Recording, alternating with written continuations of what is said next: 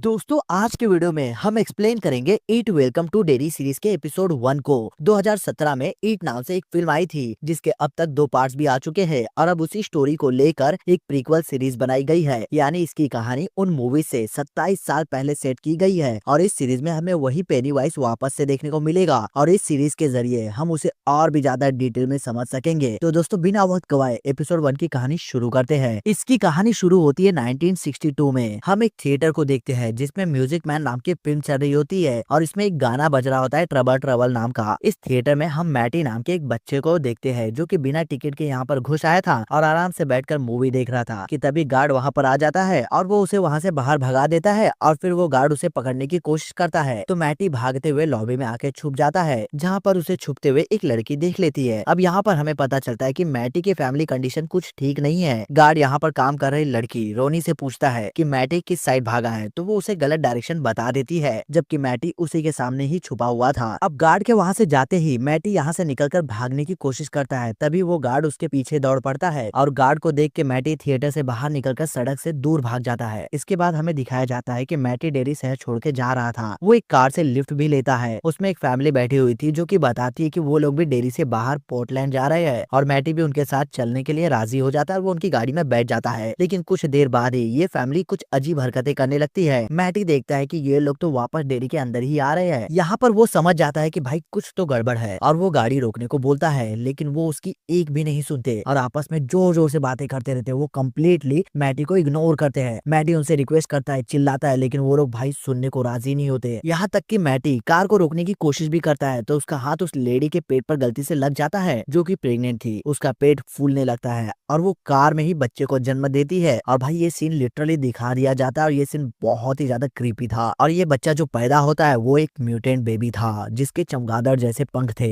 ये बच्चा मैटी पर हमला करता है और ये सीन यहीं पर एंड हो जाता है। फिर मूवी का टाइटल इंट्रो आता है जो कि सच में बहुत ही क्रीपी है। अब इसके बाद कहानी 4 महीने आगे जाती है। हम 2 दोस्त टेडी और फिल को देखते हैं जो कि साइंस फिक्शन और एलियंस की बातें कर रहे होते हैं। फिल का तो मानना था कि आर्मी वालों ने किसी एलियन को पकड़ लिया है इसलिए उनके शहर में आजकल कुछ ज्यादा ही एयरक्राफ्ट आ रहे हैं या तो हो सकता है कि वर्ल्ड वॉर 3 की तैयारी कर रहे हो। तो वहीं पर दूसरी ओर स्कूल में हम लिली नाम की एक लड़की को भी देखते हैं जिसके फादर एक पिकल फैक्ट्री में काम करते थे और एक हादसे में उनकी मौत हो गई थी जिससे लिली को मेंटल ट्रॉमा हुआ होगा और वो कुछ दिन मेंटल असाइलम में भी रहकर आई थी जिसके लिए स्कूल में सभी बच्चे उसे थोड़ा सनकी मानते हैं। उसकी एक दोस्त भी थी जिसका नाम मार्च है। टेडी और फिल मैटी के दोस्त हुआ करते थे। टेडी कहता है कि मैटी को लापता हुए 4 महीने हो गए हैं लेकिन अब तक उसकी कोई भी खबर नहीं मिली। वो जिंदा है या मर गया ये भी किसी को नहीं पता। शायद वो अकेला था इसलिए वो टाउन छोड़कर भाग गया। ये दोनों भी उसके कुछ खास दोस्त नहीं थे, ये बस उसके बर्थडे पर सिर्फ कैंडीज खाने जाते थे। यहाँ पर फिल कहता है कि मैटी मर गया होगा और अब हमें भी उसे भूल जाना चाहिए। इन दोनों के अलावा लिली थी जो कि मैटी को अच्छे से जानती थी। यहाँ पर दोस्तों अब पास का सीन दिखाया जाता है जहाँ पर मैटी उसे एक बार वॉच टावर पर लेकर जाता है जहाँ से पूरा शहर दिखाई देता है। ये जगह फिल और टेडी का सीक्रेट अड्डा है और मैटी उन्हें बिना बताए लिली को यहाँ पर लेकर आ गया था। इन दोनों के सोडा में एक एक टॉय निकलता है। लिली को रॉकेट शिप निकला था और मैटी को एक टर्टल। मैटी ये टर्टल लिली को रखने को दे देता है क्योंकि टर्टल गुड लुक का सिंबल होता है। मैटी लिली से पूछता है कि उसके फादर के साथ क्या हुआ था तो लिली उसे सब कुछ बताती है कि उस दिन उसके फादर की शिप खत्म हो गई थी लेकिन वो लिली का कोई खिलौना लेने वापस से फैक्ट्री के अंदर गए थे। उन्हें पता चला था कि किसी मशीन के गियर्स जाम हो गए हैं। वो उसे ठीक करने की कोशिश करने के लिए अंदर जाते हैं और वहीं पर मशीन चल पड़ती है जिससे कि उनकी मौत हो जाती है। लिली को ये गिल्ट है कि वो उसका खिलौना लेने अंदर गए और इसीलिए वे मारे गए। खैर इसके बाद यहाँ पर फायरवर्क्स होने लगते हैं जिसे ये दोनों देखते हैं और लिली को अपने फादर के बारे में बात करके थोड़ा अच्छा लग रहा था। इसके बाद मैटी लिली को किस करने की कोशिश करता है तो वो पीछे हट जाती है और मैटी यहाँ से चला जाता है। ये आखिरी बार था जब लिली ने उसे देखा था और उसका दिया टर्टल लिली ने अपने ब्रेसलेट में पहना हुआ है। इसके बाद लिली को अपने बाथ टब के सिंक में से मैटी की आवाज आने लगती है। वो ट्रबल ट्रबल वाला गाना भी गा रहा होता है। जिसके बाद लिली को मैटी की 2 उंगलियां भी दिखाई देती है। ये बात लिली अगले दिन मार्च को बताती है तो मार्च उसका यकीन नहीं करती है। वैसे ही लोग उसे सनकी समझते हैं तो वो ये बात किसी और को ना बताने की सलाह देकर चली जाती है जो सुन लिली को बहुत ज्यादा दुख होता है। इसके बाद लिली टेडी और फिल को भी ये बात बताती है लेकिन उनको भी इस पर यकीन नहीं होता कि मैटी शहर के सीवर में है और वहां से लिली को आवाज लगा रहा है। मतलब वो 4 महीने तक जिंदा भी कैसे रहा होगा। शाम को टेडी अपनी फैमिली के साथ डिनर करता है और अपने फादर से पूछता है कि कोई किसी को किडनैप करके सीवर में रख सकता है क्या। तो उसके फादर उसे डांटने लगते हैं कि वो कॉमिक बुक की दुनिया से बाहर निकले, हम लोग ज्यू है। तुम्हारे दादा नाजिद से बचकर भागते फिरते थे। उस जमाने में ज्यू लोगों की चमड़ी उतार कर उनसे लैम्प शेड्स बनाए जाते थे। ये बोलकर वो टेडी को चुप करा देते हैं। अब रात को जब टेडी अपने कमरे में था तो उसके लैंप अपने आप ही बंद होने लगते हैं और फिर अचानक ही उस लैंप के ऊपर इंसानी चेहरे दिखने लगते हैं उसे, जिससे वो बहुत ही ज्यादा डर जाता है और जोरों से चिल्लाने लगता है, जिससे कि टेडी का बड़ा भाई वहां पर आ जाता है। लेकिन वो लैंप अब अचानक से गायब हो गई थी। अब टेडी और फिल समझ जाते हैं कि लिली भी सच बोल रही थी, पर इन्होंने ये बात बड़े लोगों को बताई तो वो इन तीनों को पागल खाने भेज देंगे। ये तीनों ही अब मैटी को ढूंढने का फैसला करते हैं। ये लोग पब्लिक लाइब्रेरी में जाते हैं और 4 महीने पहले के न्यूज़पेपर को पढ़ने लगते हैं। इनके साथ यहाँ पर फिल की छोटी बहन सूजी भी आई थी, क्योंकि उनके पेरेंट्स घर पर नहीं थे।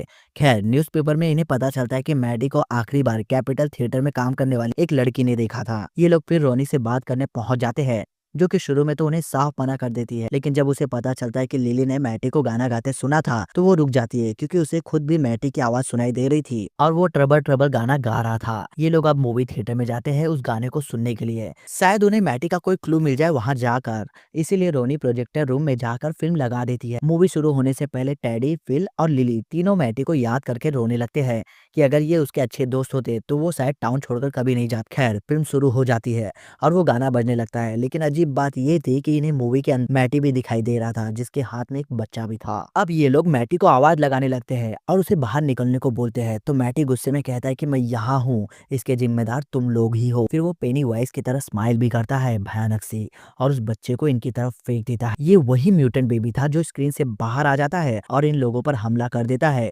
वो टेडी, फिल और फिल की बहन सूजी को मार देता है। रॉनी भागकर अंदर जाती है और लिली को बाहर निकाल लेती है। लिली जोर से चिल्लाती है और ये एपिसोड यहीं पर एंड हो जाता है। अब दोस्तों देखो, मैंने आपको मेन स्टोरी तो बता दी, लेकिन इसमें एक साइड स्टोरी भी चल रही होती है, जो कि आर्मी बेस की साइड स्टोरी थी। हम दो मेजर हेलन और पॉली को डेयरी में आते देखते हैं।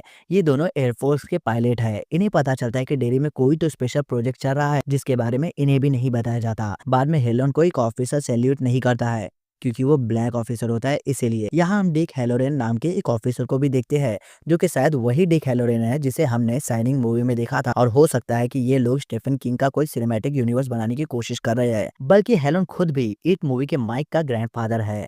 हेलन को यहाँ पर एक नया एयरक्राफ्ट B-52 का पायलट बनने के लिए बुलाया गया था। बाद में हेलन पर 3 मास्क पहने लोग भी हमला करते हैं और उससे B-52 से जुड़ी सारी इंफॉर्मेशन मांगने लगते हैं, लेकिन तभी पॉली वहां पर आ जाता है, जिससे मास्क वाले सभी लोग वहां से भाग जाते हैं और ये एपिसोड यहीं पर खत्म हो जाता है। तो दोस्तों देखो, आपको ये पहला एपिसोड कैसा लगा मुझे कमेंट करके जरूर बताना। मुझे टेडी और फिल के कैरेक्टर काफी अच्छे लगे थे, पर उन्हें तो पहले ही एपिसोड में इन्होंने निपटा दिया, जो कि सच में बहुत ही दुखी मोमेंट। इसका अगला एपिसोड अगले हफ्ते आएगा। अगर आप चाहते हो कि मैं उसे भी एक्सप्लेन करूँ तो कमेंट में यस जरूर लिखना।